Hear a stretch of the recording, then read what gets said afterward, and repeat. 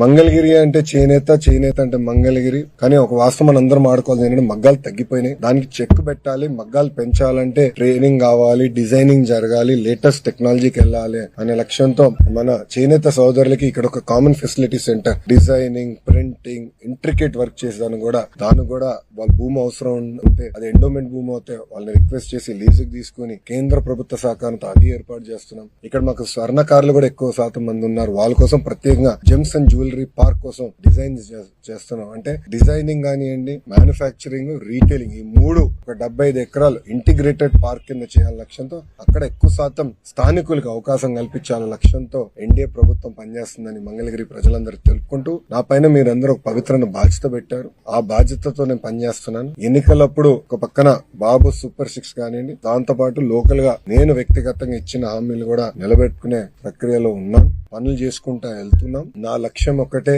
ఆంధ్ర రాష్ట్రంలో అన్ని రంగాల్లో మంగళగిరి నంబర్ 1 నిలబడాలి. ఒక పక్క వ్యాపార రీత్యా కానివ్వండి, పేదరికం నిర్మూలన కానివ్వండి, సోషల్ ఇన్ఫ్రాస్ట్రక్చర్ గానీ, హార్డ్ ఇన్ఫ్రాస్ట్రక్చర్ గానీ అన్ని రంగాల్లో మంగళగిరి అగ్రస్థానాల్లో ఉండాలి లక్ష్యంతో ఒక శాసన సభ్యుడిగా నేను ఇక్కడ పనిచేస్తాం జరుగుతుంది. గౌరవ ముఖ్యమంత్రి గారిని ఒకటే చెప్పా, ఎట్లయితే ఒక కుప్పం, ఒక హిందూపూర్ తెలుగుదేశం పార్టీ కంచుకోటగా ఉంటుందో మంగళగిరి అట్లా తెలుగుదేశం పార్టీ కంచుకోటగా తీర్చిదిద్దే బాధ్యత కార్యకర్తగా నేను తీసుకుంటానని గౌరవ ముఖ్యమంత్రి గారికి నేను గతంలో హామీ ఇచ్చాను. ఆ దిశగా అహర్నిశలు నేను కష్టపడి మంగళగిరి ప్రజలు కలుస్తున్నా, వాళ్ళకున్న సమస్యలు పరిష్కరిస్తున్నా. ముందు ఇంకా ఎక్కువ పనులు కూడా చేస్తాం.